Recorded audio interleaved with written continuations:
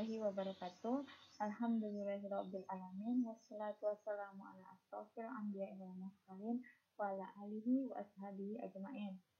Allahumma sholli ala Muhammad wa ala ali Muhammad. Alhamdulillah, dengan rahmat Allah kita bisa berkumpul bersama-sama walaupun tidak bertatap muka, tapi masih bisa bersama-sama untuk mengikuti perkuliahan ekonomi internasional pada pertemuan yang keempat ini. Semoga Ananda dalam keadaan sehat walafiat dan tidak bosan dengan sistem yang sedang kita jalani ini. Tetap semangat dan jaga kesehatannya. Ibadahnya jangan ditinggalkan. Jadikan semuanya itu adalah niatkan semuanya itu berupa amal ibadah agar apa yang sudah dilakukan tidaklah sia-sia. Oke, kita lihat yang slide pertama untuk mempersingkat waktu.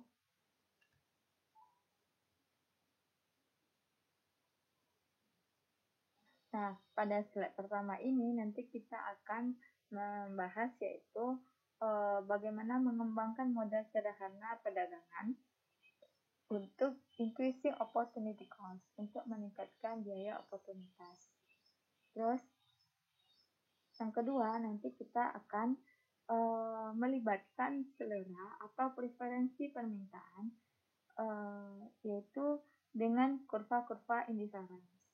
Jadi bagaimana nanti tingkat konsumsi dengan tingkat kesejahteraan suatu negara. Terus, yang ketiga, kita melihat yaitu bagaimana kekuatan-kekuatan penawaran dan permintaan menentukan harga komoditas relatif dalam kondisi keseimbangan yang terjadi di sebuah negara in absence, yaitu sebelum terjadinya perdagangan under increasing opportunity cost, termasuk dalam kasus ketika biaya produksi cenderung mengalami peningkatan.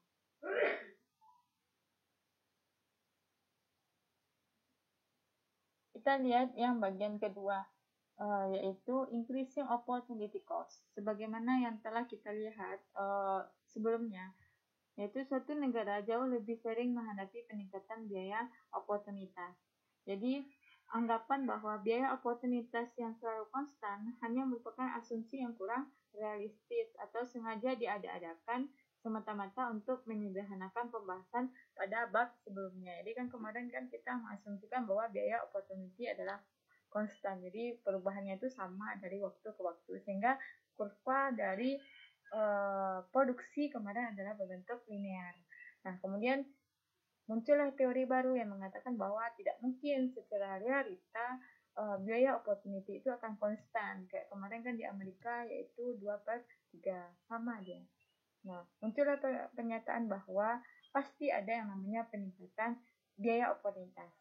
Nah, di mana dilihat ini? The increasing amount of one commodity that a nation must give up to release just enough resources to produce is additional unit of another commodity. Artinya apa?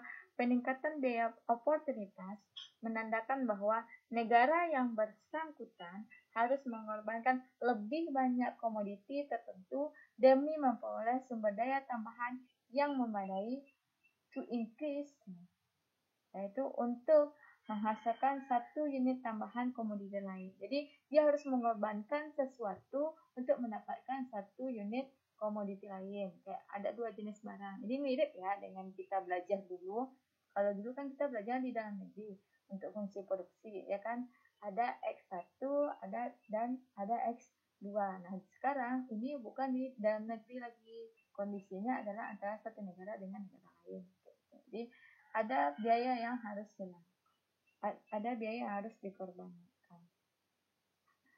Nah, artinya bahwa peningkatan biaya opportunities itu pasti akan membentuk kurvanya berbentuk cembung. Kenapa? Karena tambahannya itu tidak akan sama dia, ada perubahannya. Kalau kemarin kan produksinya linear, nggak cembung.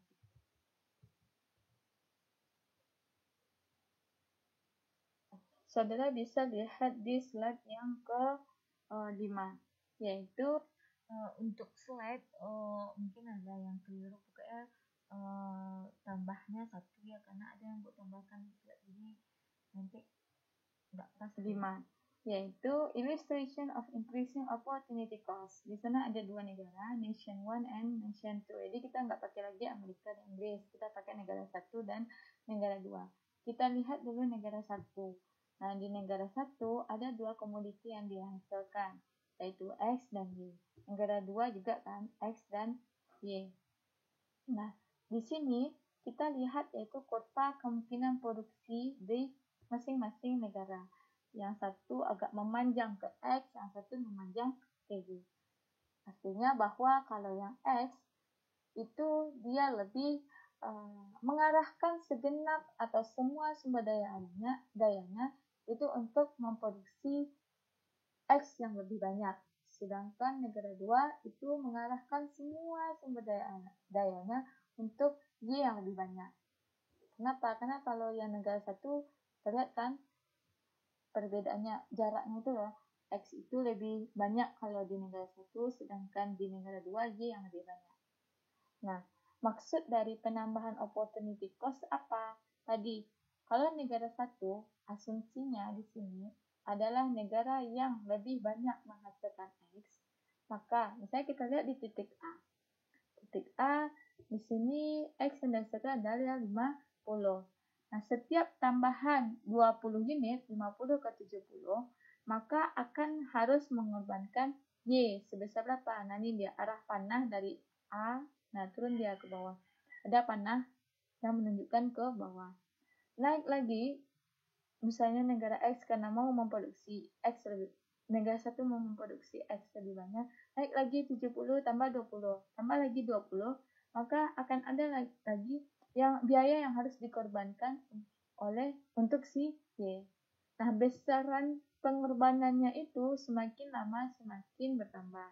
Nah, itu yang dikatakan bahwa terbukti bahwa ketika suatu negara ingin menambah produksi yang dia unggulkan, maka nanti dia harus mengorbankan komoditi lain yang semakin bertambah pengorbanannya. Semakin bertambah X, maka semakin bertambah pengorbanan Y. Itu untuk negara 1. Nah, coba lihat yang untuk negara 2. Negara 2, dia akan memproduksi Y yang lebih banyak. Artinya di sini apa? Negara 1 harus dituntut apa di sini? Dia harus dituntut untuk mengorbankan X agar menambah Y. Ini misalnya dari titik A aksen. Dia mau menambah Y. 40 tambah lagi 20 unit. Penambahan 20 unit akan mengorbankan sebesar berapa sih? X, ini dia dari garis A aksen ke kiri. Terus nanti tambah lagi 60 ke 80. Apa yang harus dikorbankan? Tarik lagi. Dari titik 60 ke 80. Itu dari titik yang satu. Saudara bisa lihat ya, 60 ke 80. Maka dia akan menggeser lagi X-nya. Harus mengorbankan X-nya. Semakin ditambah 20 unit Y, maka harus semakin besar nanti X yang akan dikorbankan. Nah, semakin besar X yang dikorbankan di negara 2, itu yang menunjukkan bahwa increasing opportunity cost, meningkatnya jumlah biaya opportunity cost.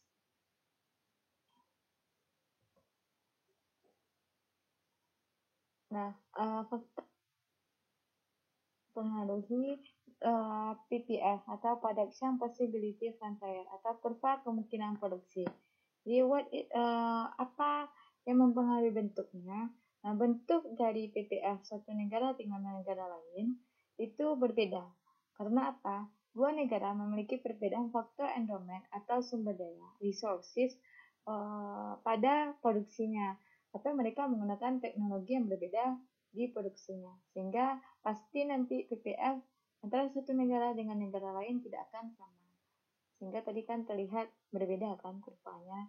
Negara 1 X yang lebih banyak, negara 2 Y yang lebih banyak. Sehingga kurvanya yang satu memanjang ke X, yang satu lebih memanjang ke Y.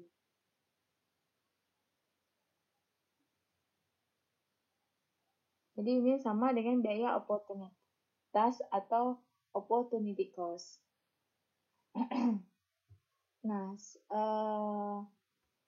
slope dari PPF itu yang dikatakan dengan MRT, atau bisa juga dikatakan itulah yang sebagai opportunity cost.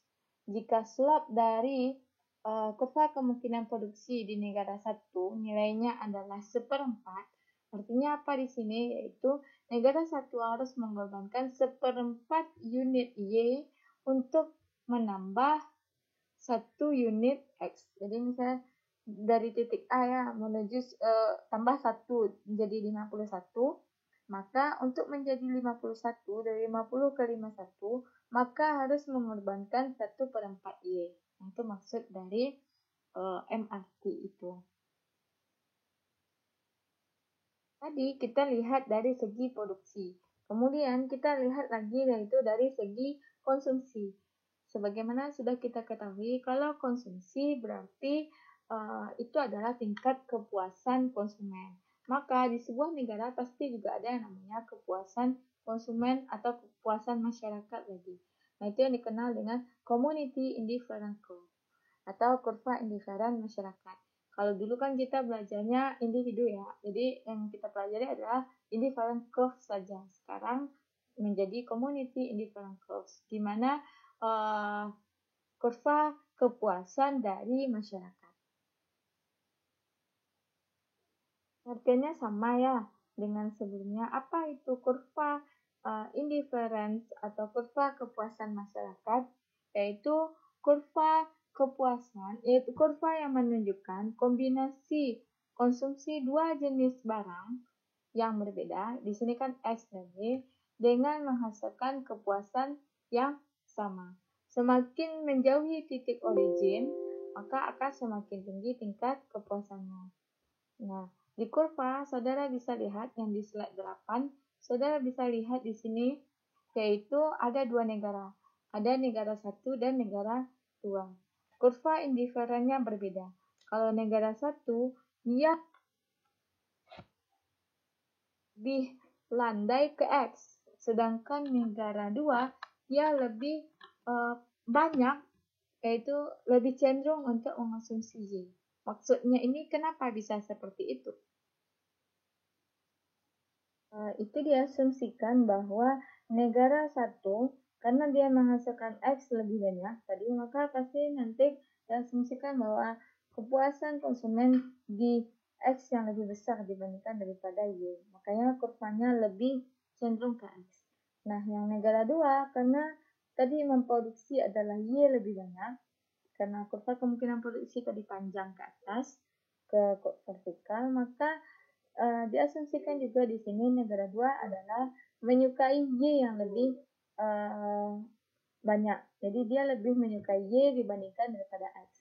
Y prefer daripada X. Sehingga kurvanya lebih seperti vertikal yang memanjang ke atas gitu. Nah, untuk cara bacanya sama ya. Jadi kepuasan kurva kepuasan masyarakat yang pertama di negara 1 yaitu di N dan A. N dan A itu walaupun kombinasinya berbeda untuk X dan Y, tapi memiliki kepuasan yang sama. Nah, kalau misalnya dia mau meningkatkan kepuasan, maka bisa naik ke 2. Begitu juga selanjutnya. Semakin jauh dari titik origin, yaitu titik E, maka titik E ini merupakan tingkat kepuasan yang paling tinggi.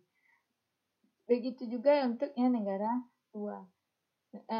I aksen adalah kurva kepuasan negara suatu masyarakat di mana A aksen dan R aksen memiliki kombinasi konsumsi yang berbeda. Kalau R aksen, X yang lebih banyak dipadakan Y. Sedangkan A aksen di sini X juga ya, X lebih banyak daripada Y. Tapi di sini dia mengatakan bahwa kombinasinya X dan Y yang berbeda, tapi memiliki kepuasan yang sama. Kepuasannya yang paling tinggi siapa untuk negara 2, yaitu di kurva 3 aksen, yaitu di titik aksen. Ini mirip dengan kurva indifferent curve yang konsumen yang pernah kita pelajari.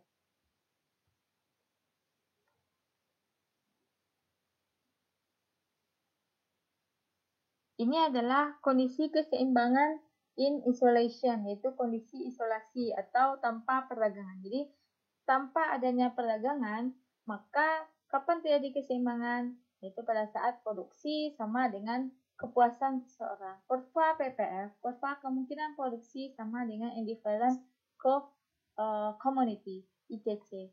Nah, di sini terlihat kapan, yaitu pada saat persinggungan antara PPF dengan ICC. ICC yaitu apa tadi? Indifferent curve commodity, yaitu yang warna biru, sedangkan yang warna hitam adalah PPF.